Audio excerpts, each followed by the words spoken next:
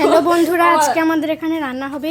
দিদি এখানে পেঁয়াজ কাটছে, মা এখানে রান্না করবে হচ্ছে আলু দিয়ে বাই মাছের তরকারি।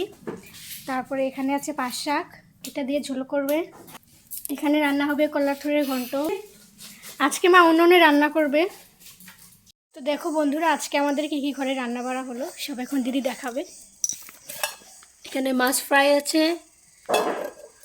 আর এখানে চানা বাটা আছে।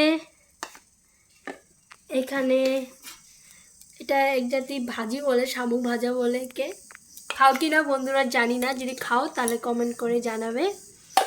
আর এখানে আজকে পাট শাকের ঝোল রান্না করা হয়েছে।